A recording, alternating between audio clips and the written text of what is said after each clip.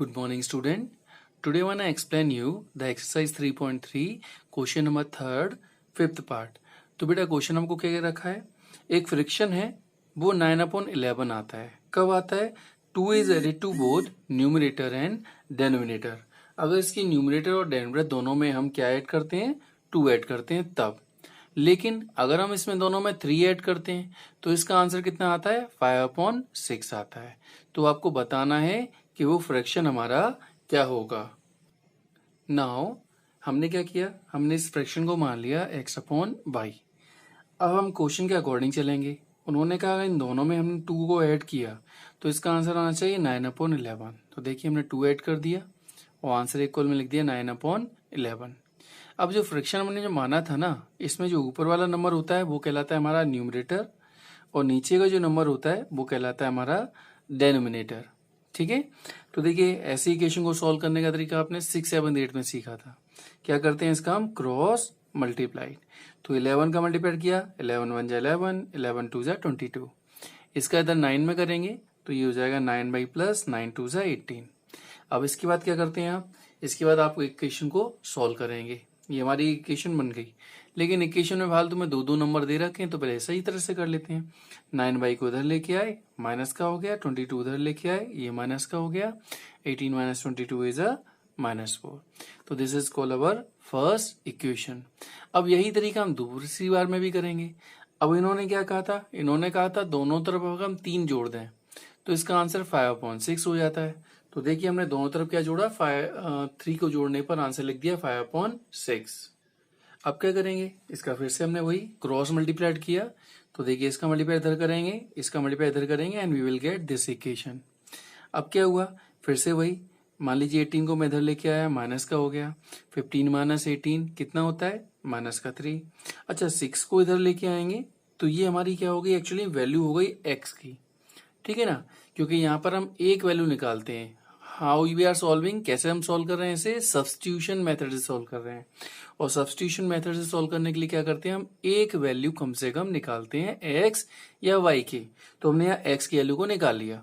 अब क्या करेंगे, इसकी वैल्यू को हम पुटअप करेंगे ऊपर फर्स्ट वाली इक्वेशन में।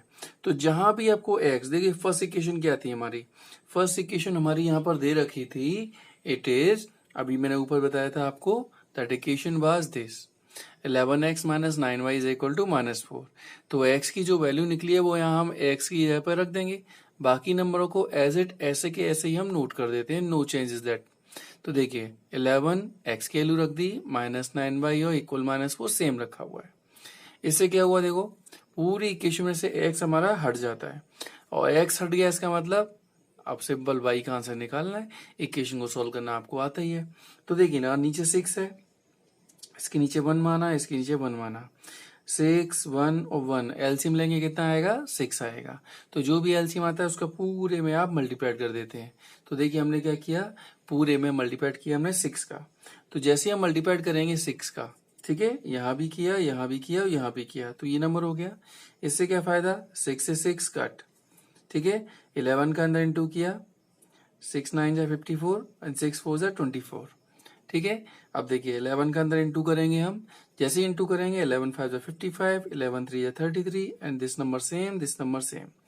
55 - 54 1y रह जाएगा और 33 को हम इधर ट्रांसफर कर देंगे, इधर आके ये प्लस का हो जाएगा। जैसे हम 33 से 24 माइनस करते हैं, हमारा y का आंसर कितना आ जाता है? 9 आ जाता है।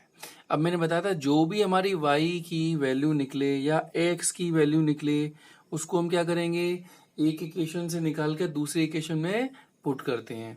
तो हमने क्या किया, हमने y की वैल्यू को मान लीजिए हमने यहाँ पर पुटअप किया, तो x इज इक्वल 5, y की जगह रख देंगे हम 9 - 3 अपॉन में 6, कितना हो जाएगा? 5 9 जा 45 -3 अपॉन 6, यानी कि 45 - 3 कितने होते हैं? 42 अपॉन 6। तो 42 में 6 का डिवाइड करेंगे तो 6 7 जा 42। तो यानी हमें x का आंसर कितना पता लग गया, कितना आ गया हमारे पास x का आंसर? 7। अब हमको निकालना ही था क्वेश्चन में क्या, फ्रैक्शन। और फ्रैक्शन क्या था हमारा, फ्रैक्शन हमारा था x/y। तो क्या करेंगे इस क्वेश्चन में, फ्रैक्शन निकालेंगे हम। तो फ्रैक्शन हमारा हो जाएगा x/y। x कितना है? 7, y कितना है? 9। तो बस फ्रैक्शन लिखेंगे हम, तो फ्रैक्शन हमारा हो जाएगा x यानी कि 7 अपॉन y यानी कि 9. This is our answer. Okay student.